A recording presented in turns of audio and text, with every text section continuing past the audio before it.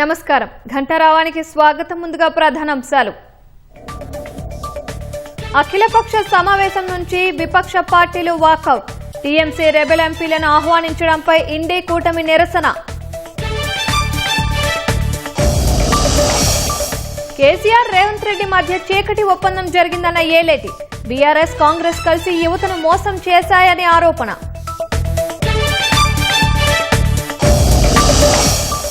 బహదూర్గూడలో 650 ఎకరాలకు కొనసాగుతున్న ఫెన్సింగ్. రైతుల దీక్షా శిబిరాన్ని తొలగించిన హైడ్రా సిబ్బంది.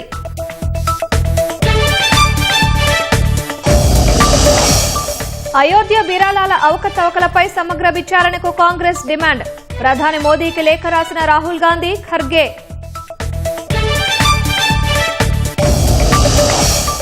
మూడు దేశాల పర్యటనకు బయలుదేరిన రాష్ట్రపతి. మాల్డోవా, నార్త్ మాసిడోనియా, రొమేనియా సందర్శన.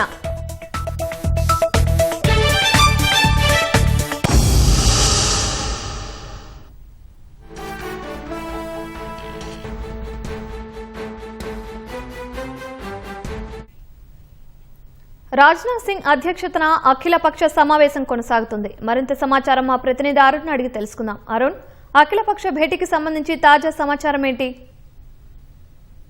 నుంచి పార్లమెంటు వర్షాకాల సమావేశాలు ప్రారంభం కాబోతున్నాయి. ఈ సమావేశాలకు సంబంధించినటువంటి అనేక అంశాలను సమావేశాల్లో ప్రస్తావించేటువంటి బిల్లులు కావచ్చు, దాంతో పాటుగా ప్రభుత్వానికి సంబంధించి లెజిస్లేటివ్ బిజినెస్ పరంగా ఉండేటువంటి అంశాలను అన్నిటినీ అఖిలపక్ష సమావేశానికి వివరించి పూర్తి సహకారం అందించాలని చెప్పి కేంద్ర ప్రభుత్వం కోరుతోంది. రక్షణ మంత్రి రాజ్నాథ్ సింగ్ సీనియర్ మంత్రిగా ప్రస్తుతం కేబినెట్ లో ఉన్నారు. ఆయన నేతృత్వంలోనే ఈ అఖిలపక్ష భేటీ ప్రస్తుతం కొనసాగుతోంది. అయితే భేటీ ప్రారంభమైనటువంటి కొద్దిసేపటికే విపక్షాలన్నీ కూడా లేచి వాకౌట్ చేస్తున్నామని చెప్పి, తమ నిరసన తెలుపుతున్నామని చెప్పి బయటికి వచ్చేశాయి. తృణమూల్ కాంగ్రెస్ కు సంబంధించినటువంటి 20 మంది ఎంపీలకు ప్రత్యేకంగా కూర్చునేందుకు అవకాశం కల్పిస్తూ నిన్న స్పీకర్ ఒక కీలకమైనటువంటి నిర్ణయం తీసుకున్నారు. ఇందుకు సంబంధించి టేబుల్ ఆఫీస్ ఒక బులెటిన్ విడుదల చేసింది. దానిలో 20 మంది ఎంపీలకు ప్రత్యేక విజ్ఞప్తి మేరకు ప్రత్యేకమైనటువంటి టీఎంసీ ఎంపీలతో పాటు కాకుండా వారు మాత్రమే ప్రత్యేకంగా కూర్చునేందుకు అవకాశం కల్పిస్తున్నట్లుగా ఆ బులెటిన్ లో స్పష్టం చేశారు. దాంతో పాటుగానే శివసేనకు సంబంధించినటువంటి ఉద్ధవ్ ఠాక్రే టీమ్ లో ఉన్నటువంటి 6 ఎంపీలు శివసేనకు సంబంధించినటువంటి శివసేన షిండే వర్గంలో చేరటం జరిగింది. వారందరినీ షిండే వర్గానికి సంబంధించినటువంటి ఎంపీలుగానే గుర్తించారు. దీనికి సంబంధించినటువంటి అంశంపై కూడా విపక్షాలు వాకౌట్ చేశాయి. దాంతో ఎన్సీపీ కూడా అనేక అంశాలను లేవనెత్తింది. చెప్పని విషయాలను చెప్తున్నట్లుగా ప్రచారంలోకి తీసుకొస్తున్నారనేటువంటి అంశాలన్నింటినీ ప్రస్తావిస్తూ తాము నిరసన వ్యక్తం చేస్తున్నామని చెప్పి ఇండియా కూటమికి సంబంధించినటువంటి అన్ని పార్టీలు ఈ అంశం పైన ప్రధానంగా ప్రస్తావిస్తూ కొద్దిసేపు వాకౌట్ చేసి ఆ తర్వాత తిరిగి సమావేశంలో కొనసాగుతున్నారు. అఖిలపక్ష భేటీలో ప్రస్తుతం కొనసాగుతున్నటువంటి పరిస్థితి ఉంది. ఈ భేటీలోనే ప్రభుత్వం ఇప్పటికే 5 బిల్లులకు సంబంధించినటువంటి వివరాలను లెజిస్లేటివ్ బిజినెస్ బులెటిన్ లో ప్రకటించింది. ఇవి కాకుండా మరికొన్ని ముఖ్యమైనటువంటి కీలకమైనటువంటి బిల్లులను కూడా ఇప్పుడు జరిగేటువంటి సమావేశాల్లోకి తీసుకొస్తారు అనేది అఖిలపక్షం వైపు నుంచి, అదేవిధంగా అధికార పార్టీ వైపు నుంచి వస్తున్నటువంటి సమాచారం ప్రకారం తెలుస్తోంది. అయితే ఏ బిల్లులు వీరు తీసుకొస్తారు, వాటికి సంబంధించినటువంటి వివరాలన్నింటినీ ఈ రోజు జరుగుతున్నటువంటి అఖిలపక్ష భేటీలో కేంద్ర ప్రభుత్వం అఖిలపక్ష నేతలకు ఇవ్వబోతోంది.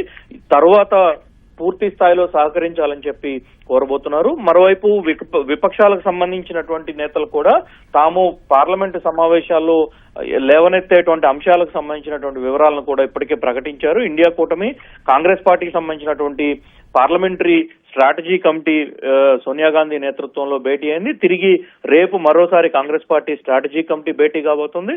దాంతో పాటుగానే విపక్షాలకు సంబంధించినటువంటి నేతలు కూడా రేపు మల్లికార్జున ఖర్గే ఛాంబర్ లో భేటీ కాబోతున్నారు. దీనికంటే ముందు ఇప్పుడు జరుగుతున్నటువంటి అఖిలపక్ష సమావేశంలో తాము లేవనెత్తేటువంటి అంశాలన్నింటినీ ఎట్టి పరిస్థితుల్లో ప్రభుత్వం వైపు నుంచి సమాధానం చెప్పాల్సిందే అని చెప్పి డిమాండ్ చేసేటువంటి అంశాలను కూడా ప్రస్తావించబోతున్నారు. ధన్యవాదాలు అరుణ్.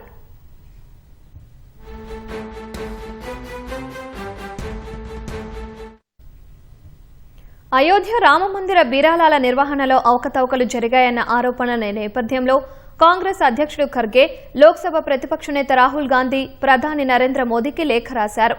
రామ జన్మభూమి తీర్థక్షేత్ర ట్రస్ట్ ఆర్థిక వ్యవహారాలపై ఉన్నత స్థాయి విచారణ జరిపించాలని లేఖలో డిమాండ్ చేశారు.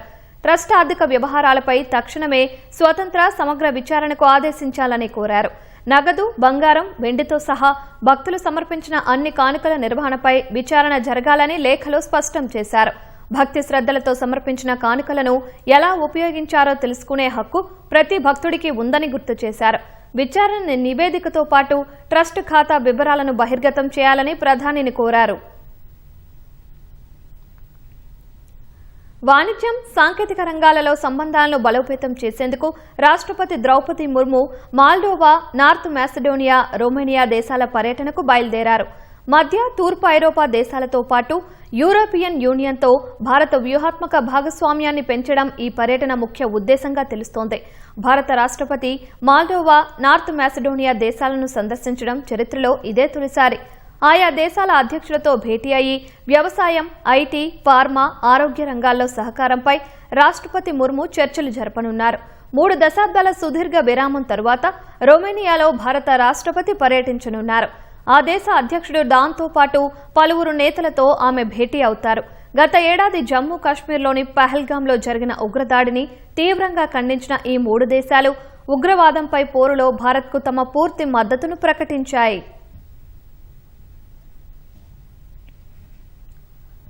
ఇరాన్తో జరుగుతున్న యుద్ధంలో అమెరికాకు గట్టి ఎదురుదెబ్బ తగిలింది.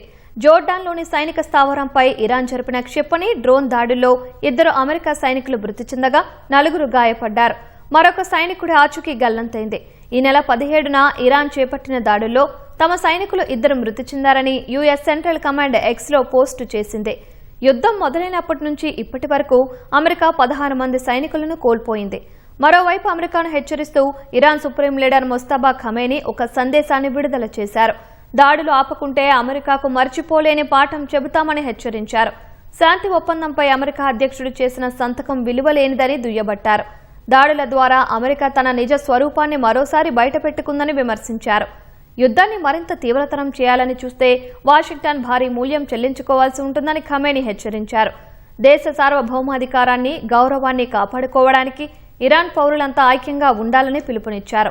జోర్డాన్లో 2 అమెరికా సైనికులను బలి తీసుకున్న దాడికి ప్రతీకారంగా ఇరాన్పై అమెరికా కొత్త వైమానిక దాడులను ప్రారంభించింది. హర్ముజ్ జలసంధి ద్వారా చమురు ట్యాంకర్ల రాకపోకలను నియంత్రించే ఇరాన్ సామర్థ్యాన్ని మరింత దెబ్బతీసేందుకే ఈ దాడులు చేస్తున్నట్టు అమెరికా సెంట్రల్ కమాండ్ తెలిపింది. ఉక్రెయిన్ రాజధాని కీవ్పై రష్యా బాలిస్టిక్ క్షిపణులతో భీకర దాడులకు పాల్పడింది. ఈ దాడుల్లో 1 ప్రాణాలు కోల్పోగా మరో 8 మంది తీవ్రంగా గాయపడ్డారు. ఈ దాడులు గంటల తరబడి కొనసాగాయని, కీవ్ నగర వ్యాప్తంగా భారీ పేలుళ్ల శబ్దాలు ఉలిక్కిపడేలా చేశాయని ఉక్రెయిన్ అధికారులు తెలిపారు. ఈ వైమానిక దాడుల వల్ల కీవ్ నగరంలోని 5 జిల్లాల్లోని పలు చోట్ల భారీగా మంటలు చెలరేగాయి. పలు నివాస భవనాలు, కార్యాలయాలు, పారిశ్రామిక కేంద్రాలు, వాహనాలు ధ్వంసమయ్యాయి. స్వియాటోషిన్స్కీ జిల్లాలో మంటల్లో చిక్కుకున్న ఇంటి నుంచి 4 రెస్క్యూ సిబ్బంది ప్రాణాలతో రక్షించారు. మరో చోట మంటల్లో చిక్కుకున్న 3 అంతస్తుల భవనం నుంచి పలువురు నివాసితులను సురక్షితంగా బయటకు తీసుకొచ్చారు. భారత స్టార్ షట్లర్ 2 సార్లు ఒలింపిక్ పతక విజేత పీవీ సింధు మరో అరుదైన ఘనతను తన ఖాతాలో వేసుకుంది. టోక్యో వేదికగా జరిగిన ప్రతిష్టాత్మక జపాన్ ఓపెన్ సూపర్ 750 బ్యాడ్మింటన్ టోర్నమెంట్లో మహిళల సింగిల్స్ టైటిల్ను కైవసం చేసుకుని చరిత్ర సృష్టించింది. ఈ విజయంతో జపాన్ ఓపెన్ టైటిల్ను సొంతం చేసుకున్న మొట్టమొదటి భారత మహిళా షట్లర్గా సింధు అవతరించింది. తుదిపోరులో జపాన్ క్రీడాకారిణి, మాజీ ప్రపంచ ఛాంపియన్ అకానే యమాగుచిని సింధు మట్టి కరిపించింది. 21-17, 21-17 తేడాతో వరుస గేముల్లో గెలిచి అద్భుత విజయాన్ని అందుకుంది. మొదటి నుంచే సింధు ఈ మ్యాచ్లో తనదైన శైలిలో దూకుడు ప్రదర్శించింది. ఖచ్చితమైన ప్లేస్మెంట్స్, పదునైన స్మాష్లతో ప్రత్యర్థిని ఉక్కిరిబిక్కిరి చేసింది. తొలి గేమ్ను 21-17తో తన ఖాతాలో వేసుకున్న సింధు రెండో గేమ్లోనూ అదే జోరు కొనసాగించింది.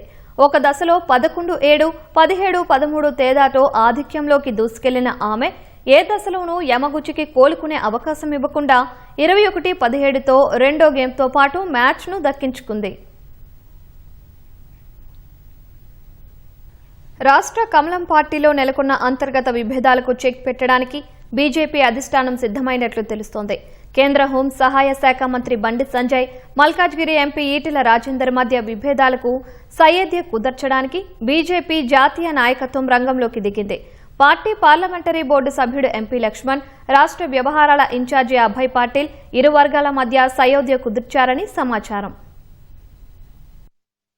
రాష్ట్ర భాజపాలో నేతల మధ్య నెలకొన్న అంతర్గత విభేదాలు సమసిపోయాయి. నేతల మధ్య ఆధిపత్య పోరుతో రాష్ట్రంలో పార్టీ బలహీనపడడాన్ని అధిష్టానం సీరియస్ గా తీసుకుంది. కేంద్ర హోం సహాయ శాఖ మంత్రి బండి సంజయ్, మల్కాజ్గిరి ఎంపీ ఈటెల రాజేందర్ మధ్య నెలకొన్న సమస్యను పరిష్కరించేలా చర్యలు చేపట్టింది. అందులో భాగంగా ఎంపీ లక్ష్మణ్ నివాసంలో రాష్ట్ర వ్యవహారాల ఇన్ఛార్జ్ అభయ్ పాటిల్ అధ్యక్షతన ఇరువురు నాయకుల మధ్య సయోధ్య కుదిర్చేలా చర్చించారు. బండి సంజయ్, ఈటెల మధ్య నెలకొన్న అంతర్గత విభేదాలపై ఆరా తీశారు.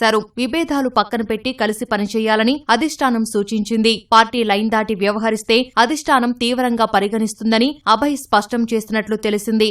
పార్టీ ఆదేశమే శాసనమని బండి సంజయ్ స్పష్టం చేసినట్లు తెలుస్తోంది. రాష్ట్రంలో పార్టీని తీసుకురావడమే తన కల అని, అందుకోసం హైకమాండ్ ఏ ఆదేశమిచ్చినా శిరసావహిస్తానని వెల్లడించినట్లు సమాచారం. మల్కాజ్గిరి ఎంపీ ఈటెల రాజేందర్ హైకమాండ్ ఆదేశాల మేరకు పార్టీని అధికారంలోకి తేవడమే లక్ష్యంగా పనిచేస్తానని హామీ ఇచ్చినట్లు కాషాయ శ్రేణుల్లో చర్చ నడుస్తోంది. సమావేశం అనంతరం బయటకు వచ్చిన బండి, ఈటెల పరస్పరం ఒకరినొకరు ఆత్మీయంగా ఆలింగనం చేసుకున్నారు. తమ మధ్య ఎలాంటి భిన్నాభిప్రాయాలు లేవని తేల్చి చెప్పారు. బండి, ఈటెల మధ్య సయోధ్యతో పాటు తెలంగాణలో బీజేపీని అధికారంలోకి తేవడంపై చర్చించినట్లు రాజ్యసభ సభ్యుడు లక్ష్మణ్ తెలిపారు. బీజేపీకి మంచి సానుకూలమైనటువంటి వాతావరణం ఉన్నది. ప్రజలు తెలంగాణలో బీజేపీ అధికారంలో రావాలని కోరుకుంటున్నారు. రాష్ట్ర అధ్యక్షుడు రామచంద్రరావు గారు ఈ మధ్య కాలంలో తీసుకుంటున్న కార్యక్రమాలను ఇంకా వేగవంతం చేసి ముందుకు పోవాలనే ఆలోచనతో మరి ఈరోజు భోజనం పేరు మీద రావడం జరిగింది. కానీ ఇతరత దాని మీద పెద్దగా రాజకీయపరమైనటువంటి ఎటువంటి మరి ఊహాలకు ఆలోచనకు తావులేదు. ఖచ్చితంగా బీజేపీ అధికారంలో రావడానికి అందరం మొత్తం పార్టీ యంత్రాంగం అధ్యక్షుని, రాష్ట్ర అధ్యక్షుని మొదలుకుంటే కింది స్థాయి వరకు కృత నిశ్చయంతో ఉన్నారు, కసితో ఉన్నారు. రాష్ట్రంలో భాజపా బలోపేతం కావడానికి అధిష్టానం రాష్ట్ర పార్టీకి చికిత్స మొదలుపెట్టినట్లు కనిపిస్తోంది. అందులో భాగంగా అభయ్ పాటిల్ నిజామాబాద్ ఎంపీ ధర్మపురి అరవింద్తో పార్టీ వ్యవహారాలు, విభేదాలపై మాట్లాడినట్లు సమాచారం. పెద్దపల్లి జిల్లా రామగుండం ఎరువుల కర్మాగారంలో యూరియా ఉత్పత్తి ప్రారంభమైనట్లు అధికార వర్గాలు వెల్లడించాయి. గత వారం రోజుల క్రితం కర్మాగారంలో పైప్ లైన్ లీకేజీ, సాంకేతిక కారణాలతో యూరియా ఉత్పత్తి ఎక్కడికక్కడ నిలిచిపోయింది. దీంతో అధికారులు హుటాహుటిన మరమ్మతులు చేపట్టారు. కర్మాగారంలో యూరియా ఉత్పత్తి యథావిధిగా కొనసాగుతున్నట్లు అధికారులు పేర్కొన్నారు. భవిష్యత్తులో సాంకేతిక లోపాలు తలెత్తకుండా ప్రత్యేక ఏర్పాట్లు చేశామన్నారు. అలాగే వ్యవసాయానికి యూరియా కొరత లేకుండా సకాలంలో ఉత్పత్తి చేసేందుకు కృషి చేస్తున్నామని తెలిపారు. 2 తెలుగు రాష్ట్రాలతో పాటు 5 రాష్ట్రాలకు ఈ పరిశ్రమ నుంచి యూరియా ఎగుమతి అవుతుంది. శంషాబాద్ బహదూర్గూడలో 650 ఎకరాల భూములకు ఫెన్సింగ్ వేసే ప్రక్రియ కొనసాగుతోంది. భూసేకరణకు వ్యతిరేకంగా వెలిసిన రైతుల దీక్షా శిబిరాన్ని హైడ్రా సిబ్బంది తొలగించారు. దీక్షా శిబిరం వద్ద ఫెన్సింగ్ వేశారు. బయట వ్యక్తులు లోపలికి రాకుండా బహదూర్గూడ చుట్టూ పోలీసులు పహారా కాస్తున్నారు. ఊరి మొత్తాన్ని తమ ఆధీనంలోకి తీసుకుని భారీ బందోబస్తు ఏర్పాటు చేశారు. బుల్లెట్ ట్రైన్ ప్రాజెక్టు కోసం భూమి కేటాయింపుపై రైతులు అభ్యంతరం వ్యక్తం చేస్తున్నారు. మార్కెట్ విలువకు తగ్గ పరిహారం లేదా భూమి ఇవ్వాలని డిమాండ్ చేస్తున్నారు. ఉగ్రవాదుల్లాగా సడన్ గా అటాక్ చేసి భయకాంతంలో గురి చేసిరు. అంత తండ మొత్తం చుట్టుముట్టు పించింగ్ వేసిరు, కరెంట్ బంద్ చేసిరు, అన్ని విధాలుగా నీళ్ళు లేవు. పిల్లలు, చిన్న పిల్లలు అంతా ఏడుపులు వాళ్ళు అంతా భయకాంతంగా చేసిరు. మేమైనా ఉగ్రవాదులమా సార్? మా లేడీస్లను తీసుకొని ఎక్కడెక్కడో జైళ్ళలో అక్కడెక్కడ పెట్టి భయకాంతంగా ఎవరిది వాళ్ళు విడిదీస్తున్నారు. మా డిమాండ్ ఒకటే, మేమేం పొలం ఇవ్వమని అన్నలే. మా డిమాండ్ మీరు అడగాలి. మేము రైతులము, మేము ఉగ్రవాదులమా సార్? మేము రైతులము. మాకు 1000 నుంచి 1200 గజాలు ఇవ్వాలి, 20-30 లక్షలు పరిహారం ఇవ్వాలి మాకు. అయితేనే మాకు ఆధారం. ఎవరు రైతులు ఎక్కడ వెళ్ళాలి, ఏం చేయాలి, వాళ్ళ పరిస్థితి ఏంది? చిన్న పిల్లలు ఉన్నారు, చదువుకోవాలని స్కూల్ పోనీయలేదు, ఎక్కడ పోనీయలేదు వాళ్ళకు. ఏంది అన్యాయంగా జరగకపోతే ఏంది ఇది కరెక్టా? ఇది కేసీఆర్ గారు ప్రభుత్వం ఉన్నప్పుడు ఇంతగానం బాధ పెట్టలే ఎవరిని. హైదరాబాద్లో ట్రాఫిక్ సమస్యలు అధిగమించేందుకు హైదరాబాద్ సిటీ పోలీసులు ప్రభుత్వ, ప్రైవేటు భాగస్వామ్యంతో మరో విమాన కార్యక్రమానికి శ్రీకారం చుట్టారు. నిష్ణాతులైన ట్రాఫిక్ మార్షల్ సహా అవెంజర్స్ బైక్స్ ని అందుబాటులోకి తెచ్చారు. కనుచూపు మేర ఎక్కడా ట్రాఫిక్ ఉన్నా క్షణాల్లో అక్కడికి చేరుకుని ట్రాఫిక్ ను క్లియర్ చేస్తున్నారు. ఆ ట్రాఫిక్ పెట్రోలింగ్ బైకులను బంజారాహిల్స్ పోలీస్ కమాండ్ కంట్రోల్లో Hyderabad police commissioner Sajjanar, traffic joint CP Joel Davis జెండా ఊపి ప్రారంభించారు.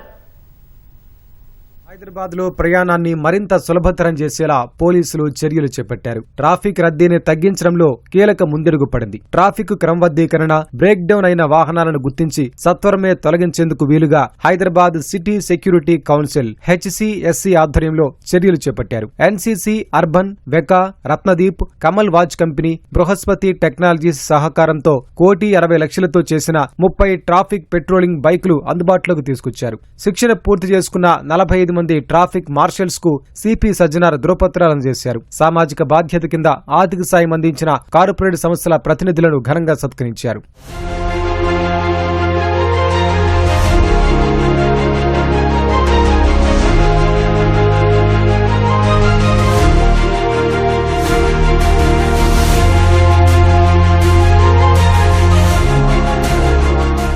హైదరాబాద్ లో ట్రాఫిక్ బాగుంటే అంతా మంచిగా ఉన్నట్లేనని సిపి సజ్జనార్ తెలిపారు. ఎండ వాన అనక వాహనదారులు గమ్యం చేరేంత వరకు ట్రాఫిక్ పోలీసులు రోడ్లపై ఉంటూ తోడ్పాటునందిస్తున్నారని ప్రశంసించారు. ప్రభుత్వ ప్రైవేట్ భాగస్వామ్యంతో ఎన్నో ప్రజోపయోగ కార్యక్రమాలు చేపడుతున్న ఘనత HCSCకి దక్కుతుందని సజ్జనార్ వివరించారు. విద్యా సంస్థలు, ఆసుపత్రుల వద్ద వాహన రద్దీ నివారణకు, కూడలలో ఎప్పటికప్పుడు ట్రాఫిక్ ను సరిదిద్దేందుకు ట్రాఫిక్ మార్షల్స్ కీలకంగా మారనున్నారని traffic joint CP Joel Davis తెలిపారు. ముందు మనము దాదాపు 50 వెహికల్స్ ని మనము లాంచ్ చేయడం జరిగింది.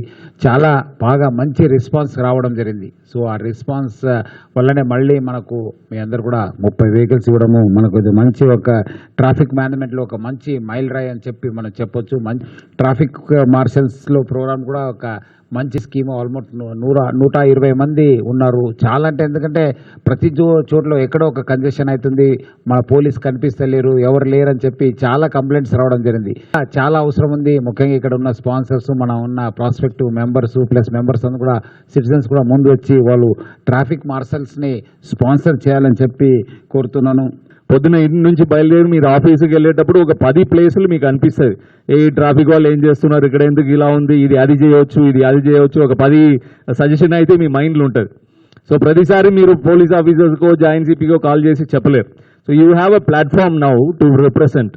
సార్ నా హాస్పిటల్ ఉంది, నా హాస్పిటల్ ముందుకు ఈ ప్రాబ్లం ఉంది, మా అంబులెన్స్ వస్తుంది, మా అంబులెన్స్ వచ్చేటప్పుడు ఈ యూటర్న్ వల్ల ప్రాబ్లం అవుతున్నాయి, లేకపోతే మా స్టాఫ్ వచ్చేటప్పుడు టైమింగ్ ఎక్కువ అవుతుంది. ఇలాంటి ప్రాబ్లమ్స్ మీకు రోజు ఏదైతే మీరు ఎక్స్పీరియన్స్ చేస్తున్నారో దాన్ని పోలీస్ ఆఫీసర్స్కి సిపి గారి దృష్టికి తీసుకురావడానికి ఈ ప్లాట్ఫామ్ పనిచేస్తుంది, HCSC అనేది పనిచేస్తుంది.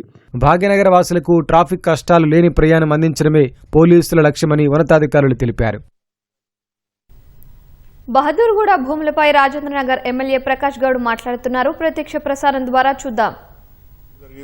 రోషయ్య గారు కూడా ఉన్నప్పుడు అడగడం జరిగింది, కిరణ్ కుమార్ రెడ్డి ఉన్నప్పుడు. అప్పటి నుంచి అడుగుతూ వస్తున్నాం. రైతులకు న్యాయం కూడా ఎక్కడ కూడా న్యాయం జరగలేదు.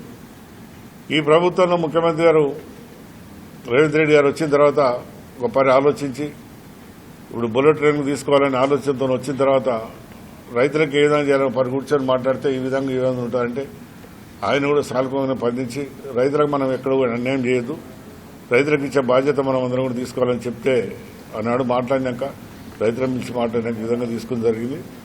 నిన్న రైతులు ఒప్పుకున్నాక చాలా మంది అనుకుంటా 50% మంది కూడా అందరూ మాట్లాడడం జరిగింది. కలెక్టర్ గారి దగ్గర కూర్చొని కలెక్టర్ గారు కూడా సానుకూలంగా స్పందించి ఇష్టమని చెప్పినాక మళ్ళీ నిన్న మొన్న టీఆర్ఎస్ వాళ్ళు బీజేపీలు వచ్చి ఈ విధంగా చేయడం మంచిది కాదు. టీఆర్ఎస్ గవర్నమెంట్ కూడా 10 ఏళ్ళు ఉన్నది. నేను కేటీఆర్ గారిను పదే అడిగినాను. బాదుగూడ లైన్లో పట్టాలు ఇవ్వాలని చెప్తే అప్పుడు మనం ఇవ్వలేం, అదంతా గవర్నమెంట్ ల్యాండ్ అని కేటీఆర్ కూడా అనుకోవడం జరిగింది. 600 ఎకరాలు కానాడు కూడా పట్టాలు ఇస్తానని 600 ఎకరాలు తీసేసుకున్నామని కేటీఆర్ కూడా అన్నారు ఆ రోజు. మళ్ళీ ఈ రోజు మాట మార్చడం, ప్రజలను మభ్యపెట్టడం, ఈ విధంగా చేయడం కూడా మంచిది కాదు. ఈయన చూస్తున్నాం. సబితక్క గారు కూడా, ఆమె కూడా 15 ఏళ్ళు 20 ఏళ్ళు మంత్రిగా ఉండేది. మళ్ళీ ఆమెకి ఎందుకు ఇవ్వాలని రాలేదు, ఆమె కూడా ఒక పని ఆలోచించాలి. ఇవాళ రాజకీయం చేయడం ఎంతవరకు మంచిదో. ఎందుకంటే ఆనాడే కూర్చుని మాట్లాడి మీరు మంత్రిగా ఉన్నారు, ముఖ్యమంత్రి గారి దగ్గర ఉన్నారు, కూర్చుని మాట్లాడి రైతులకు న్యాయం చేస్తుంటే ఈ విధంగా ఇది వచ్చేది కాకుండా కదా. 20 ఏళ్ళ సార్ మీరు మంత్రిగా ఉన్నారు, ఎమ్మెల్యే కూడా ఉన్నారు, ఎంతో చేదుల కాన్స్టిట్యూన్సీ, రాజేంద్ర కాన్స్టిట్యూన్సీ ప్రజలందరూ కూడా మీకు ఎంతో సేవ చేసినారు. కానీ ఈనాడు వచ్చి నేను ప్రజలకు న్యాయం చేస్తానంటే మళ్ళీ ఏ విధంగా 15 మీరు మంత్రి పదవి ఉండి ఇలా న్యాయం చేస్తారంటే ఏ విధంగా చేస్తారని మీరు ఆలోచించాలి. అందుకు నేను ఏమంటే రైతులను కూడా కోరేది ఒకటే, రైతులను మోసపోవద్దు, మీరందరూ కూడా వాళ్ళ మాటని అవగాహన కావద్దు. గవర్నమెంట్ ఏదైతే అనుకున్నదో ముఖ్యమంత్రి గారు అంతా కూడా దీన్ని ఒక నిర్ణయం తీసుకొని ఒక మంచి అవకాశం మీకున్నది, అవకాశాన్ని ఓడగొట్టుకోవద్దని కూడా నేను గ్రామ ప్రజలకు అందరూ కూడా చెప్తున్నా. మీకు ఎందుకంటే ఇన్ని రోజులున్నా మీకు పట్ట పాస్బుక్లు లేవు, ఎవరికైనా నమ్ముకోవాలంటే లేదు. ఇలా మీకు పట్ట పాస్బుక్లు వస్తున్నాయి 600 ఎకరాలకు 500 గజాలు 500 నుంచి 600 గజాలు ఇప్పారని నేను దాన్ని నిర్ణయించిన. 600 గజాలు ఇలా మీరు చూసుకొని దాన్ని అంతా లేఅవుట్ చేసి హెచ్ఎండి లేఅవుట్ చేసి మీకు ఇస్తే ఇలా 2 కోట్లు అమ్మేది రేపు నీకు 3 కోట్లు వస్తాయి. ప్రజలందరూ కూడా మనకు చెప్పే బాధ్యత ఉంటుంది. అపోజిషన్గా మీరు అడగాలి, కానీ అపోజిషన్ వాళ్ళు ఏముండాలి అలా ఇప్పుడు టీఆర్ఎస్ఏ కానీ బీజేపీ వాళ్ళు కానీ ముఖ్యమంత్రి గారి దగ్గర కూర్చొని అయ్యా మాకు సరిపోదు, రైతుల ద్వారా పోరాడుతున్నాం మేము అని వచ్చి ముఖ్యమంత్రి గారితో అడగండి. అడిగి మీరు అపోజిషన్ మీరు ఒక మంచి పేరు తెచ్చుకొని కానీ పోయేలా ధర్నా చేయడం, పోలీసుల మీద లాఠీ చార్జ్ చేయడం, పోలీసుల మీద కారం పొడి చల్లడం ఇదంతా రైతులకు కూడా మంచిది కాదు. ఎందుకంటే మనకి ఇచ్చారు, మనం నష్టం చేసుకోవద్దని నా ఉద్దేశం. అందుకని ఏదేమైనా రైతులకు ఎక్కడ కూడా అన్యాయం జరగదు. ఇవాళ కూడా ముఖ్యమంత్రి గారితో మాట్లాడడం జరిగింది. ఆయన కూడా ఒకటి అన్నాడు, మనం ఎక్కడ కూడా రైతులకు అన్యాయం చేయొద్దు, ఏ విధంగా తీసుకోవాలని ఆలోచనతో తీసుకున్నాం. బుల్లెట్ రైలు వస్తే మనకి ఎంత బాగుంటుందో, రేపు ఏరియా అంతా కూడా మంచిగా పెరుగుతుంది, ఆ ఏరియాతో డెవలప్మెంట్ కూడా అవుతుంది. ఇలా మనకు అంటే ఇప్పుడు 500 గజాలు మనకు 600 గజాలు ఇస్తారంటే మంచి హెచ్ఎండి లేఅవుట్ చేసి ఇస్తారు మనకు. దానికి ఏ విధంగా మనకు డెవలప్మెంట్ ఉంటుందో ఒకసారి మనం ఆలోచించే బాధ్యత కూడా మనకు ఉంటుంది. అందుకని దయచేసి నేనేమంటున్నా, రైతులనే కానీ అపోజిషన్ వాళ్ళకు నేనేమంటే మీరు వచ్చి రైతులకు నష్టం చేయకుండా చూసే బాధ్యత ఉంటుంది. మీరు ఆనాడే ఈ తెలుగునుంటే ఇంతవరకు రైతులకు ఈ గోస అయ్యేది కాకుండా నేను ఎమ్మెల్యేగా 4 మాటలు గెలిచిన 4 మాటలు కూడా దీని మీద పోరాడటం జరుగుతుంది. ఇది ఒక్కటేగా చాలా ఉన్నాయి, కానీ మన నాడి పేరుకి ఎందుకు బుద్ధి రాలేదు. ఇది ఒక్కటే కాదు, హనుమాన్ నగర్ జలాల్ బాబు నగర్ బాత్రూంలో ఇవన్నీ గాన్స్మే ఉన్నది, షాపూర్ ఇవన్నీ కూడా చేయలేక ఇవాళ చేసే ప్రభుత్వాన్ని మీరు అడుగలిగితే మంచిది కాదు. ప్రజలకు ఎక్కడైనా న్యాయం చేయాలని ఆలోచనతో మేమున్నాం, ఆలోచనతో చేయాలని నాకు ఆలోచనతో ఉన్నది. అందుకని దయచేసి మీరు కూడా ఆలోచించండి, దీన్ని ఏ విధంగా వస్తుంది, ల్యాండ్ ఏ విధంగా వచ్చింది.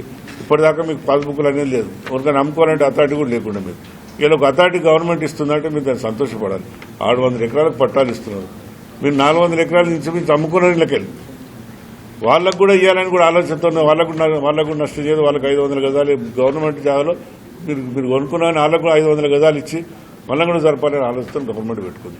ఇలా పట్టదారులకు కూడా న్యాయం జరుగుతున్నది మంచిగా. ఈ ప్రభుత్వం ముఖ్యమంత్రి గారు ఒక మంచి నిర్ణయం తీసుకుంటూ, అందుకని నేను అపోజిషన్ వాళ్ళని ఒకటే, ఆనాడు మనకి బుద్ధి ఉంటే ఈనాడు కాకపోతుండే. మనం చేసింది మనమే ఇవ్వాలి, మనం మళ్ళీ ప్రజలకు చెప్తే ప్రజలు ఎట్లా నమ్ముతారు? ఇంకా ప్రజల పాపం తెలియదు. ఇక నువ్వు 1000 గజాలు ఇప్పిస్తే 1000 గజాలు అడుగుతారు, 2000 గజాలు 2000 గజాలు ప్రజలకు ఇచ్చి ఆమె మీ అందరూ మీడియా ముంగట నేను చెప్తున్నాను, 600 గజాలు రైతులకు ఇప్పించి బాధ్యత మంచి డెవలప్మెంట్ చేసి ఇచ్చే బాధ్యత మా ముఖ్యమంత్రి గారు తీసుకుంటున్నారు. 600 ఎకరాలకు పట్టాలకు ఇస్తున్నారు. మొన్న చూసినారు మీరు, ఏది రాయన కూడా ఇది మల్కారం కూడా అందరూ కలెక్టర్ ఆర్డర్ తీసుకొని రైతులందరూ కూడా మాట్లాడడం జరిగింది. 800 గజాలు ఇప్పిస్తాను మాట్లాడిన మళ్ళీ హాయిగా సంతోషంగా ఒప్పుకున్నారు. అందుకని ఇవన్నీ కూడా ప్రజలకు ఇవ్వాలని ముఖ్యమంత్రి గారు కోరుతుంటే అపోజిషన్ పోయి వాళ్ళని జీవితాలు పాడు చేసి వాళ్ళతో నింత కొట్టాట పెట్టి కేసులు పెట్టుకున్నంత అగం చేయడం మంచిది కాదు. ఏదేమన్నా ముఖ్యమంత్రి గారు ఏదైతే ఆలోచించో రైతులందరూ కూడా ఆలోచించి ఎవరి మాటలు వినకుండా తీసుకునే బాధ్యత మీరు తీసుకోవాలని నేను కోరుతున్నాను.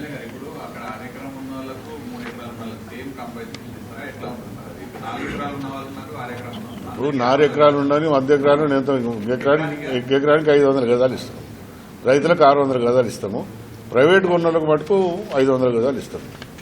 దాన్ని మంచిగా డెవలప్ చేసి హెచ్ఎండి లేఅవుట్ చేసి ఇస్తాం మంచిగా. ఏది ఎక్కడైతే దీన్ని తీసుకున్నారో గవర్నమెంట్ నిర్ణయించలేదు, ఎక్కడ ఇస్తారనేది గవర్నమెంట్ నిర్ణయిస్తుంది.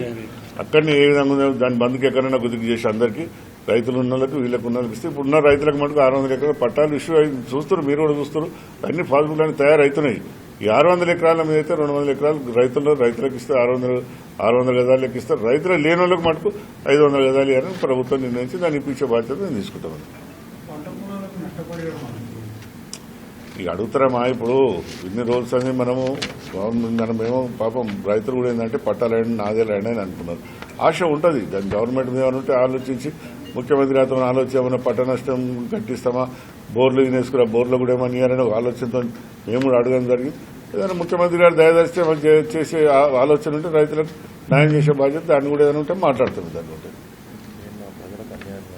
ప్రజలకు ఎక్కడ కూడా నేను అన్యాయం కానియా. ఎందుకంటే నన్ను మాట్లాడతారంటే నేను అపోజిషన్ లాగా మాట్లాడలేను కదా. ప్రజలకు న్యాయం చేయాలని నేను ఇంచుమించు ఇది ఒక 10 ఏళ్ల నుంచి కొట్లాడు కూడా వస్తున్నాను. ఆ గవర్నమెంట్ కూడా కేటీఆర్ను 10 మాటలు అడిగిన, సవితమ్మను కూడా 10 మాటలు అడిగిన, ఇది న్యాయం చేయండి, మీరు మంత్రి ఉన్నారు, మీరు అందరూ పిలుచుకొస్తారు. 2-3 మాటలు బాద్రగొప్పలు కూడా మీకు అందరూ తెలుసు, లారీలు కట్టుకొని కూడా పోయారు మంత్రి గారింటికి. రణభూమిలో యుద్ధ ట్యాంకులు ఎంత కీలక పాత్ర పోషిస్తాయో మనకు తెలుసు. అయితే ఇప్పుడు ఆ ట్యాంకులు డ్రోన్ల రూపంలో ముప్పును ఎదుర్కొంటున్నాయి. అంతర్జాతీయంగా జరుగుతున్న యుద్ధాల నేపథ్యంలో ఈ సమస్య మరింత పెరిగింది. ఈ సమస్యకు చెక్ పెట్టేందుకు కోయంబత్తూరులోని అమృత విశ్వవిద్యాపీఠం ఏరోస్పేస్ ఇంజనీరింగ్ విభాగం సరికొత్త బుల్లెట్ బాంబు ప్రూఫ్ కాంపోజిట్ ఆర్మర్ను అభివృద్ధి చేసింది. రణభూమిలో శత్రువుల వెన్నులో వణుకు పుట్టించే యుద్ధ ట్యాంకులకు సైతం రక్షణ కవచం అవసరమని అమృత విశ్వవిద్యాపీఠం పరిశోధకులు గుర్తించారు. దానికి అనుగుణంగానే సరికొత్త bullet bomb proof composite armour ను అభివృద్ధి చేశారు. తాజాగా ఝాన్సీలోని ఇండియన్ ఆర్మీకి చెందిన వైట్ టైగర్ డివిజన్ ఆధ్వర్యంలో బాబీనా ఫీల్డ్ ఫైరింగ్ రేంజ్ లో దీనికి కఠినమైన పరీక్షలు నిర్వహించారు. ఈ పరీక్షల్లో భాగంగా కాంపోజిట్ ప్లేట్ పైనుంచి బాంబును వేయగా అది ఏమాత్రం చెక్కుచెదరలేదు. బాంబు విస్ఫోటన ప్రభావాన్ని పూర్తిగా తట్టుకుని నిలిచింది. భవిష్యత్తులో యుద్ధ ట్యాంకులకు అమర్చే కోప్ కేజ్ ఆర్మర్ నిర్మాణాలలో ఇది ఒక బ్రహ్మాస్త్రంలా పనిచేస్తుందని రూపకర్తలు చెబుతున్నారు. ఒకవేళ శత్రువులు ట్యాంకుపై పైనుంచి బాంబుతో దాడి చేసినా ఈ సరికొత్త ప్యానెల్ ఆ బాంబు లోపలికి చొచ్చుకుపోకుండా పూర్తిగా అడ్డుకుంటుంది. ఫలితంగా ట్యాంకు లోపల ఉండే గన్మెన్, డ్రైవర్ల ప్రాణాలకు ఎలాంటి నష్టం వాటిల్లదు. అధునాతన కాంపోజిట్ ఆర్మర్ కేవలం ప్రమాదకరమైన డ్రోన్ దాడులనే కాదు, శత్రువుల అత్యాధునిక AK-203 రైఫిళ్లు, లైట్ మెషిన్ గన్ల నుంచి దూసుకొచ్చే బుల్లెట్లను సైతం సమర్థవంతంగా తిప్పికొట్టగలదు. ఈ రక్షణ కవచాన్ని ట్యాంకులకు అమర్చడం ద్వారా యుద్ధ రంగంలో శత్రువులు డ్రోన్లతో ఎంత విరుచుకుపడినా ఎలాంటి నష్టం వాటిల్లదని పరిశోధకులు చెబుతున్నారు. ఇప్పటికే AK-203 మెషిన్ గన్ బుల్లెట్లతో జరిపిన లైవ్ ఫైరింగ్ టెస్టుల్లో కూడా ఈ ఆర్మర్ విజయవంతంగా పనిచేసింది.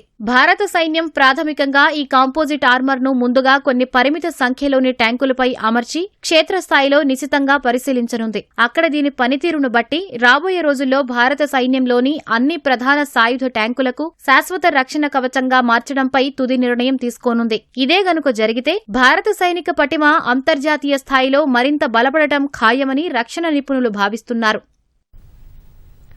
చైనా వైద్య రంగంలో సరికొత్త విప్లవానికి తెరలేపింది. పక్షవాతం లేదా వెన్నుపూస గాయాల కారణంగా చచ్చుబడిన చేతులు, కాళ్లు పనిచేసేలా బ్రెయిన్ కంప్యూటర్ ఇంటర్ఫేస్ BCI టెక్నాలజీని అందుబాటులోకి తెచ్చింది. ఇందులో భాగంగా మొట్టమొదటి ఇన్వాసివ్ BCI ఇంప్లాంటేషన్ సర్జరీ విజయవంతంగా పూర్తి చేసింది. షాంఘైలోని షువాషాన్ ఆసుపత్రిలో జరిగిన ఈ అద్భుత శస్త్రచికిత్స ఆధునిక వైద్యంలో సరికొత్త చరిత్రను లిఖించే అవకాశాలు ఉన్నాయి. ప్రపంచ వైద్య చరిత్రలో చైనా మరో రికార్డు సృష్టించింది. మార్కెట్ అనుమతి పొందిన మొట్టమొదటి ఇన్వాసివ్ BCI వైద్య పరికరాన్ని అందుబాటులోకి తెచ్చింది. షూ అనే వ్యక్తికి 10 ఏళ్ల క్రితం ఒక రోడ్డు ప్రమాదంలో వెన్నుపూసకు తీవ్ర గాయమై చేతి వేళ్లు చచ్చుడిపోయాయి. షూకు ఎన్నో ఏళ్లుగా చేసిన చికిత్సలేవి ఆశించిన ఫలితాన్ని ఇవ్వలేదు. సరిగ్గా ఆ సమయంలో చైనాకు చెందిన హువాషాన్ ఆసుపత్రి వైద్యులు అతనికి అండగా నిలిచారు. సర్జరీ ద్వారా రోగి మెదడులో విజయవంతంగా BCI డివైస్ ను అమర్చారు. Functional MRI, cerebral cortex structure simulation సాంకేతికత ద్వారా మెదడులో ఎలక్ట్రోడ్లను ఎక్కడ అమర్చాలో ముందే ఖచ్చితంగా నిర్ణయించారు. డివైస్ అమర్చిన సమయంలో రోగి నుంచి అందిన బ్రెయిన్ సిగ్నల్స్ ఎంతో స్థిరంగా ఉన్నట్లు వైద్యులు ధృవీకరించారు.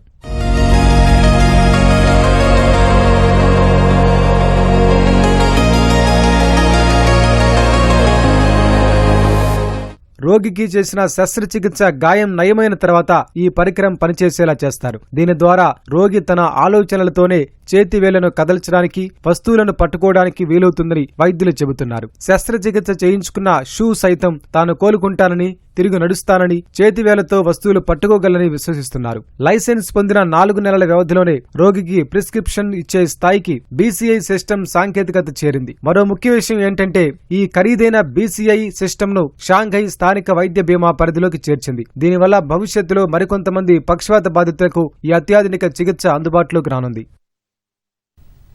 భారత కరెన్సీ చరిత్రలో మరో కీలక మార్పు చోటు చేసుకోబోతుందా? మన కరెన్సీ నోట్లు కొత్త రూపు దాల్చనున్నాయా? ప్లాస్టిక్ కరెన్సీపై RBI ఏం ప్లాన్ చేస్తోంది? దేశంలో పాలిమర్స్ కరెన్సీకి సంబంధించిన తాజా పరిణామాలపై స్పెషల్ ఎక్స్ప్లెయినర్ ఇప్పుడు చూద్దాం.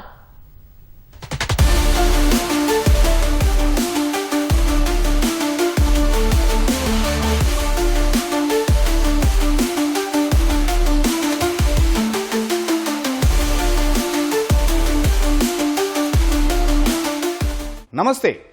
మన కరెన్సీ నోట్లు త్వరలోనే మారబోతున్నాయి. అవును, మీరు విన్నది నిజమే. నిత్యం మన చేతుల్లో కదిలే నోట్ల స్థానంలో ప్రత్యేక ప్లాస్టిక్తో తయారయ్యే పాలిమర్ కరెన్సీ నోట్లు ప్రవేశపెట్టే దిశగా reserve bank of India RBI కసరత్తు చేస్తోంది. మరి ప్రపంచంలో ఇప్పటికే అనేక దేశాల్లో వాడుతున్న ఈ పాలిమర్ నోట్లు భారతదేశంలోనూ అందుబాటులోకి వస్తే ఎలా ఉంటాయి? ఏం మారుతుంది? వీటి ప్రత్యేకతలు, ప్రజలకు కలిగే లాభాలేంటి, ఎలాంటి సవాళ్లు ఎదురయ్యే అవకాశం ఉంది? 2027 నాటికి దేశంలో ఏం జరగనుంది? భారతీయ రిజర్వ్ బ్యాంక్ నోట్ ముద్రణ ప్రైవేట్ లిమిటెడ్ BRBNMPL గ్లోబల్ టెండర్లు ఏం చెబుతున్నాయి చూద్దాం ఈరోజు స్పెషల్ ఎక్స్ప్లెయినర్లో. నోటు లేనిదే పూట గడవదు. డిజిటల్ ప్రపంచంలో ఎంత పురోగమిస్తున్నా ఈ రోజుకి ఇండియాలో నేరుగా ఇచ్చిపుచ్చుకునే నగదు లావాదేవీలే కింగ్. ఇస్తాం, తీసుకుంటాం, దాచుకుంటాం, దండం పెట్టుకుంటాం. కానీ అవి ఎలా తయారవుతాయి? అది ఎప్పుడైనా ఆలోచించారా? మనం ప్రస్తుతం వాడుతున్న నోట్లు కాగితం అనుకుంటాం, కానీ అవి 100% కాటన్ బేస్డ్ కరెన్సీ పేపర్తో తయారవుతాయి. అందుకే తడిస్తే చిరిగిపోతాయి, వాడితే మురికిగా మారిపోతాయి. కానీ ఇకపై రాబోయే కొత్త నోట్లు అలా కాదు. ఎందుకంటే అవి పాలిమర్ నోట్లు, ఒక రకమైన ప్రత్యేక ప్లాస్టిక్ షీట్లతో తయారవుతాయి. చూడటానికి నోటులాగే ఉన్నా ముట్టుకుంటే ప్లాస్టిక్ ఫీలింగ్ ఇస్తాయి. ఏదైనా కొత్త మార్పు తెచ్చేటప్పుడు ఆర్బీఐ మొదట ప్రయోగాత్మకంగా చెక్ చేస్తుంది.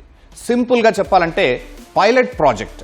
ఇందులో భాగంగా మొదటగా మార్కెట్లో ఎక్కువ చలామణి అయ్యే 10-20 నోట్లను పాలిమర్ రూపంలోకి మారుస్తారు.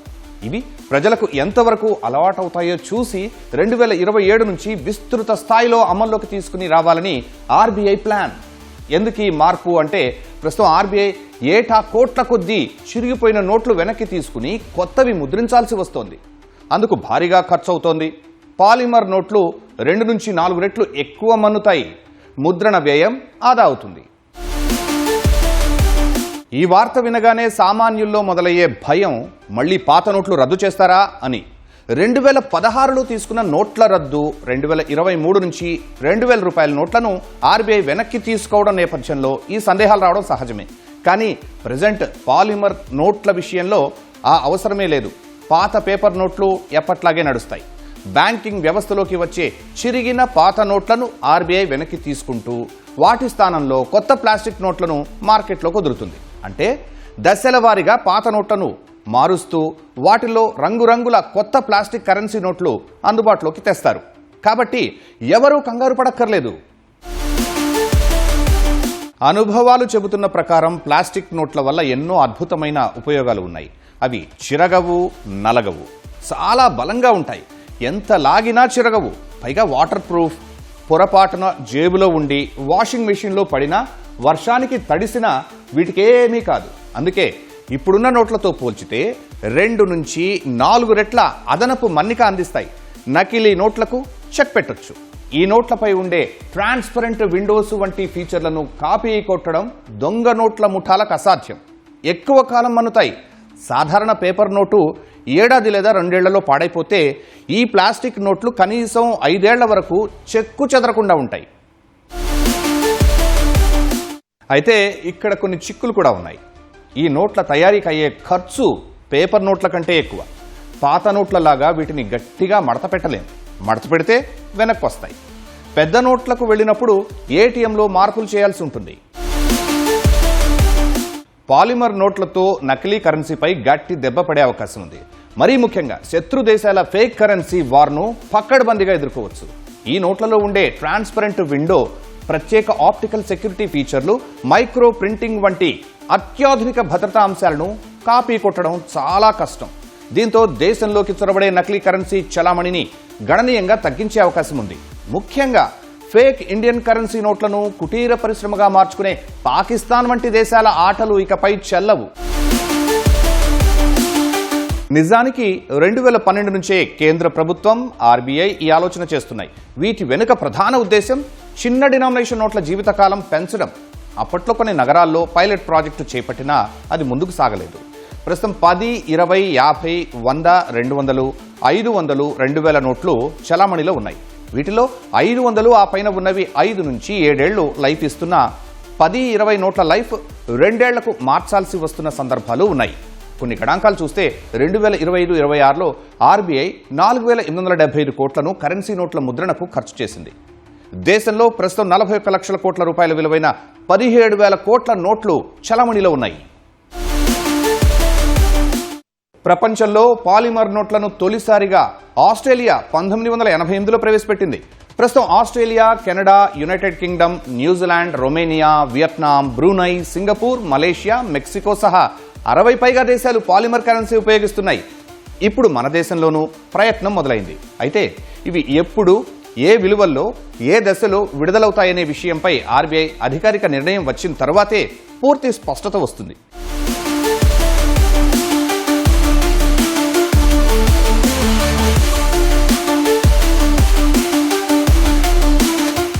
ఏదేమైనా ఇప్పటి వరకు ఉన్న సమాచారం ప్రకారం పాలిమర్ నోట్ల తయారీకి కావలసిన ప్రత్యేక ప్లాస్టిక్ షీట్ల కోసం ఆర్బీఐ టెండర్లు ఆహ్వానించింది. దాదాపు 68,000 రీముల ప్రత్యేక పాలిమర్ షీట్ల కొనుగోలుకు ప్రతిపాదించింది.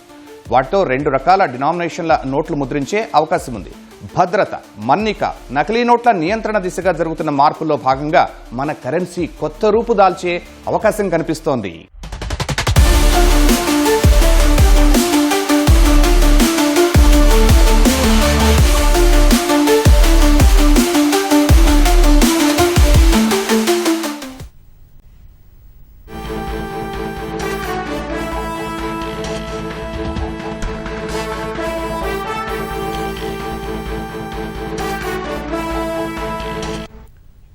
సర్పై జూమ్ సమావేశంలో సీఎం రేవంత్ రెడ్డి కీలక వ్యాఖ్యలు చేశారు.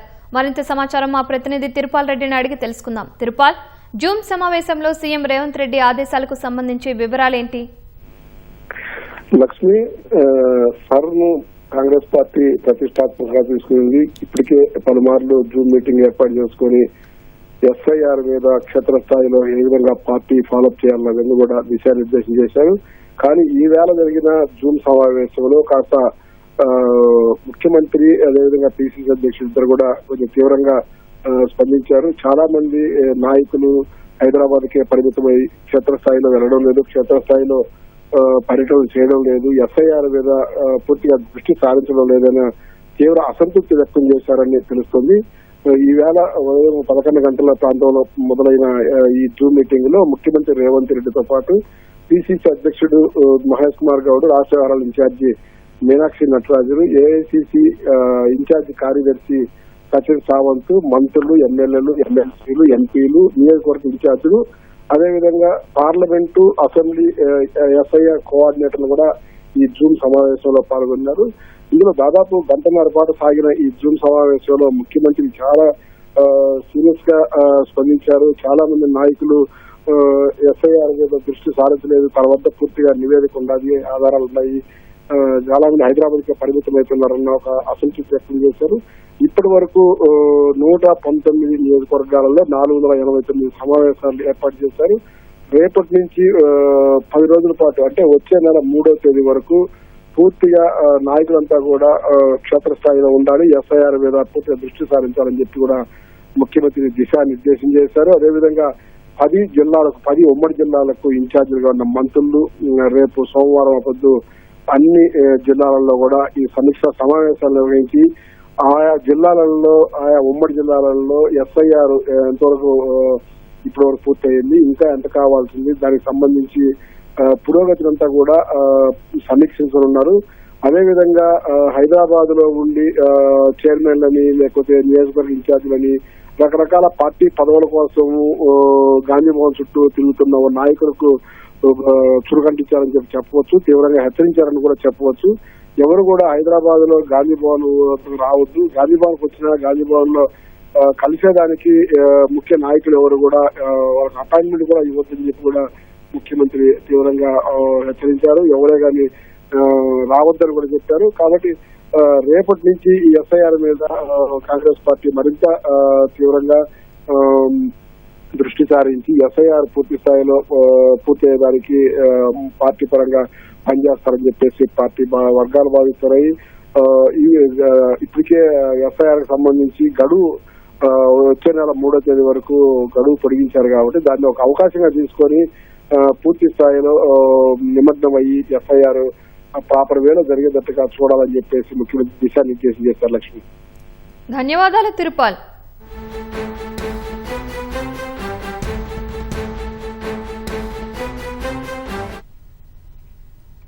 నిజామాబాద్ ప్రభుత్వ వైద్య కళాశాల ప్రొఫెసర్, మానసిక వైద్య విభాగ అధిపతి డాక్టర్ విశాల్కు అరుదైన గౌరవం దక్కింది. జాతీయ వైద్యుల దినోత్సవ అవార్డుల కార్యక్రమంలో ప్రతిష్టాత్మక కేతన్ దేశాయ్ ఆవో గావ్ చలన్ అవార్డును విశాల్ అందుకున్నారు. ఢిల్లీలోని ఇండియన్ మెడికల్ అసోసియేషన్ జాతీయ ప్రధాన కార్యాలయంలో జరిగిన కార్యక్రమంలో రక్షణ మంత్రి రాజ్నాథ్ సింగ్ అవార్డును ప్రదానం చేశారు. గ్రామీణ ప్రాంతాల్లో ఆరోగ్య సేవలు, మానసిక ఆరోగ్య అవగాహన, మత్తు పదార్థాల నిర్మూలన వంటి సేవలను గుర్తించి ఇండియన్ మెడికల్ అసోసియేషన్ ఈ జాతీయ పురస్కారానికి డాక్టర్ విశాల్ను ఎంపిక చేసింది. నిరంతర ప్రోత్సాహం, సహకారం తన సేవా ప్రయాణానికి ఎంతో బలాన్నిచ్చాయని విశాల్ పేర్కొన్నారు. Indian medical association head quarter national branch ద్వారా అవార్డ్స్, డాక్టర్స్ డే అవార్డ్స్ ఇవ్వడం జరిగింది. ఈ మత్తు పదార్థాలు, మాదక ద్రవ్యాలపైన గ్రామీణ ప్రాంతాల్లో అవేర్నెస్ చేసినందుకు మరియు మానసిక సమస్యలపైన అవగాహన క్రియేట్ చేసినందుకు ఈ అవార్డు ఇవ్వడం జరిగింది. సో నాకు చాలా సంతోషంగా ఉంది. సో ఈ అవార్డుని నేను మా డిపార్ట్మెంట్ ఆఫ్ సైకియాట్రీ మరియు మా టీచర్స్కు, మా పేరెంట్స్కు మరియు మా వెల్విషర్స్ అందరికీ నేను అంకితం చేస్తున్నాను. సో ఈ అవకాశాన్ని ఇచ్చిన నేషనల్ ఐఎంఏకు నేను ధన్యవాదాలు తెలుపుతున్నాను. ఉత్తరాఖండ్లోని పవిత్ర పుణ్యక్షేత్రాలైన బద్రీనాథ్, కేదార్నాథ్ వెళ్లే భక్తులకు అత్యంత తీపి కబురు అందింది. రుద్రప్రయాగ్లో నిర్మిస్తున్న అత్యంత భారీ సొరంగ మార్గం పనులు ఎట్టకేలకు పూర్తయ్యాయి. 900 మీటర్ల పొడవైన ఈ టన్నెల్ నిర్మాణం దిగ్విజయంగా ముగిసింది. ఈ టన్నెల్ను అనుసంధానిస్తూ అలకనంద నదిపై నిర్మిస్తున్న 200 మీటర్ల పొడవైన భారీ వంతెన పనులు కూడా చివరి దశకు చేరుకున్నాయి. ఈ ప్రాజెక్టుతో కేదార్నాథ్, బద్రీనాథ్ జాతీయ రహదారులు ఒకదానితో ఒకటి అనుసంధానం కానున్నాయి. ఉత్తరాఖండ్ పర్వత ప్రాంతాల్లో ప్రయాణం అంటేనే కొండచెరులు విరిగిపడటం, గంటల తరబడి ట్రాఫిక్ జామ్లు గుర్తుకొస్తాయి. ముఖ్యంగా కేదార్నాథ్, బద్రీనాథ్ వెళ్లే యాత్రికులకు రుద్రప్రయాగ్ వద్ద ట్రాఫిక్ పెద్ద నరకంగా మారేది. ఈ సమస్యకు శాశ్వత పరిష్కారం చూపేందుకు కేంద్ర ప్రభుత్వం అత్యంత ప్రతిష్టాత్మకంగా ఈ ప్రాజెక్టును చేపట్టింది. ఇంజనీరింగ్ అద్భుతంగా నిలిచిన ఈ టన్నెల్ అందుబాటులోకి వస్తే రుద్రప్రయాగ్ ప్రధాన మార్కెట్ గుండా వెళ్లాల్సిన అవసరం లేకుండానే యాత్రికులు నేరుగా తమ గమ్యస్థానాలకు చేరుకోవచ్చు. దీనివల్ల ప్రయాణ సమయం కలిసి రావడమే కాకుండా పట్టణంలో ట్రాఫిక్ రద్దీ పూర్తిగా తగ్గుతుంది. తండ్రిపై దాడి చేయడానికి వచ్చిన చిరుత పులిని కుమార్తె చాకచక్యంగా బంధించిన ఘటన ఉత్తరాఖండ్లో జరిగింది. చంపావత్ జిల్లా సిమాల్టా గ్రామానికి చెందిన 64 ఏళ్ల సురేష్ చంద్ర పాండే రాత్రి ఇంట్లో భోజనం చేసి టీవీ చూస్తూ ఉన్నాడు. అదే సమయంలో ఇంట్లోకి చొరబడిన ఓ చిరుతపులి అతడిపై ఒక్కసారిగా దాడికి దిగింది. సురేష్ గాయపడ్డారు. ఆ సమయంలో కుమార్తె కిరణ్ పాండే అత్తవారింటి నుంచి పుట్టింటికి వచ్చింది. తండ్రిపై చిరుత దాడి చేయడాన్ని చూసి ముందుగా భయపడినా తర్వాత ఎంతో ధైర్యంతో తండ్రిని చిరుత దాడి నుంచి తప్పించే ప్రయత్నం చేసింది. చిరుత వెళ్లిన రూమ్కి తలుపులు వేసి ఇంట్లోనే బంధించింది. వెంటనే తండ్రి అప్రమత్తం కావడంతో ప్రాణాపాయం తప్పింది. బంధించిన చిరుతను గ్రామస్తుల అటవీ శాఖ సిబ్బందికి అప్పగించారు. ఉత్తరప్రదేశ్లోని మేరట్లో అతుల్ పన్వర్ అనే వ్యక్తిని అతని భార్య దామిని, ఆమె ప్రియుడు తుషార్ దారుణంగా హత్య చేశారు. గురువారం రాత్రి దామిని తన భర్త పాలలో నిద్రమాత్రలు కలిపింది. అతను స్పృహ కోల్పోయాక విషసర్పంతో కాటయించి సహజంగా చనిపోయినట్లు నమ్మించే ప్రయత్నం చేసింది. తుషార్తో దామినికి ఉన్న వివాహేతర సంబంధం, అతుల్ పేరిట ఉన్న 20 లక్షల బీమా డబ్బులు కాజేయడానికే ఈ పథకం పన్నింది. గతంలో కారుతో గుద్ది చంపేందుకు కూడా విఫలయత్నం చేసింది. అయితే దామినిపై అనుమానంతో అతుల్ కుటుంబ సభ్యులు పోలీసులకు ఫిర్యాదు చేయగా అసలు గుట్టు బయటపడింది. ఫోన్ కాల్ డేటా ఆధారంగా 24 గంటల్లోనే పోలీసులు కేసును ఛేదించారు. భార్య దామిని, ప్రియుడు తుషార్తో పాటు పామును తీసుకొచ్చిన 2 వ్యక్తులను అరెస్టు చేశారు. వర్షాలు కురవకపోతే వరుణ దేవుడిని ప్రసన్నం చేసుకునేందుకు సాధారణంగా కప్పల పెళ్లిళ్లు, భజనలు చేయడం వంటి ఆచారాలు గ్రామాల్లో ఉంటాయి. మధ్యప్రదేశ్ రాజధాని నగరమైన భోపాల్లో స్థానికులు మాత్రం వరుణ దేవుడికి భిన్నంగా పూజలు చేశారు. శనివారం పూలమాలలతో అలంకరించిన గాడిదలకు గులాబ్ జామున్ల విందు ఏర్పాటు చేసి మంచి వర్షాలు కురవాలని కోరుకున్నారు. ఎల్నినో ప్రభావంతో ఈ ఏడాది దేశంలోని పలు ప్రాంతాలు వానల కోసం ఎదురుచూస్తున్నాయి. ఈ సీజన్లో మధ్యప్రదేశ్ వ్యాప్తంగా 35 జిల్లాల్లో సాధారణం కంటే తక్కువ వర్షపాతాలు నమోదైనట్లు భోపాల్ ఐఎండీ శాస్త్రవేత్త సాహు తెలిపారు.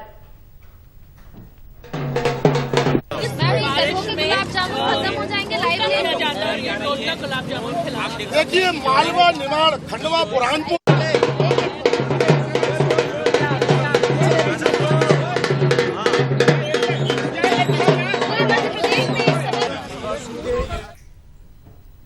మధ్యప్రదేశ్లోని సాగర్ రైల్వే స్టేషన్లో ఓ మహిళ త్రుటిలో ప్రాణాలతో బయటపడింది. కదులుతున్న రైలు ఎక్కేందుకు ప్రయత్నించిన ఓ మహిళ కాలు జారి రైలుకు ప్లాట్ఫారంకు మధ్య ఉన్న గ్యాప్లో పడిపోయింది.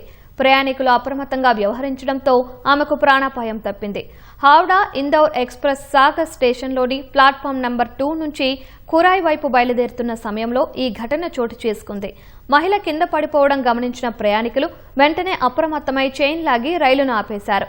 సమాచారం అందుకున్న జీఆర్పీ, ఆర్పీఎఫ్ సిబ్బంది వెంటనే ఘటనా స్థలానికి చేరుకుని రైల్వే సిబ్బంది ప్రయాణికుల సహాయంతో ఆ మహిళను సురక్షితంగా బయటకు తీశారు.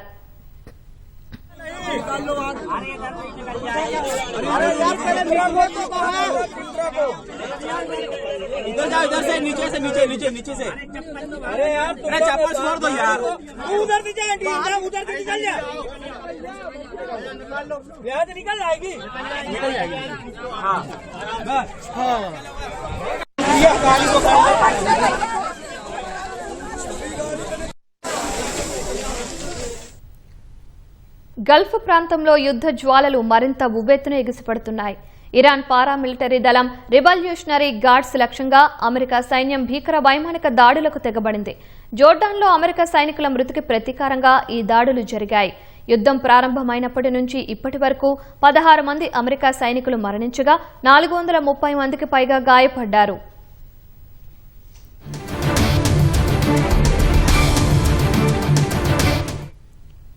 జోర్డాన్లోని అమెరికా సైనిక స్థావరంపై ఇరాన్ జరిపిన దాడిలో 2 అమెరికా సైనికులు ప్రాణాలు కోల్పోగా 4 ఆసుపత్రి పాలయ్యారు. మరొక సైనికుడు గల్లంతయ్యాడు. ఈ దాడులకు ప్రతీకారంగా అమెరికా సెంట్రల్ కమాండ్ 8వ రోజు ఇరాన్పై బాంబుల వర్షం కురిపించింది. ఇస్లామిక్ రెవల్యూషనరీ గార్డ్స్ ఐఆర్జీసీ స్థావరాలే లక్ష్యంగా ఈ దాడులు జరిగాయి. పర్వతలోయల్లో దాచిన ఇరాన్ బాలిస్టిక్ క్షిపణులు, డ్రోన్ నిల్వ కేంద్రాలు, తీర ప్రాంత నిఘా వ్యవస్థలు, వైమానిక రక్షణ వ్యవస్థలను అమెరికా క్షిపణులు నామరూపాలు లేకుండా చేశాయి. ఇరాన్ వైపు ఈ తాజా దాడుల్లో 50 మందికి పైగా మరణించగా 500 మందికి పైగా గాయపడినట్లు సమాచారం.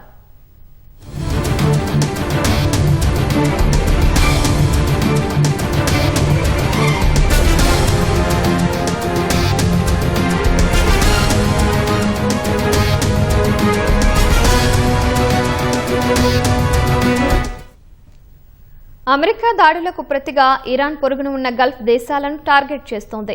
కువైట్లోని పవర్ గ్రిడ్లు, నీటిని శుద్ధి చేసే డీశాలినేషన్ ప్లాంట్లపై ఇరాన్ విరుచుకుపడడంతో ఆ దేశంలో మంచినీటి సంక్షోభం తలెత్తింది. నిన్న రాత్రి సౌదీ అరేబియాలో కూడా క్షిపణి హెచ్చరిక సైరన్లు మోగాయి. ఇప్పటి వరకు సురక్షితంగా ఉన్న యునైటెడ్ అరబ్ ఎమిరేట్స్ పై కూడా ఇరాన్ కన్ను పడింది. ఇరాన్ ప్రభుత్వ అనుబంధ వార్తా సంస్థ ఫార్స్ ఒక సంచలన ప్రకటన చేసింది. అమెరికా గనక దాడులు ఆపకపోతే దుబాయ్, అబుదాబి విమానాశ్రయాలను, అలాగే జెజలి అలీ, ఫుజైరా ఓడరేవులను తక్షణమే ఖాళీ చేయాలని హెచ్చరించింది. ఈ హెచ్చరికలపై గల్ఫ్ కోఆపరేషన్ కౌన్సిల్ తీవ్రంగా స్పందించింది. పౌర మౌలిక సదుపాయాలపై దాడులు చేయడం అంతర్జాతీయ చట్టాల ప్రకారం ఘోరమైన యుద్ధ నేరమని మండిపడింది.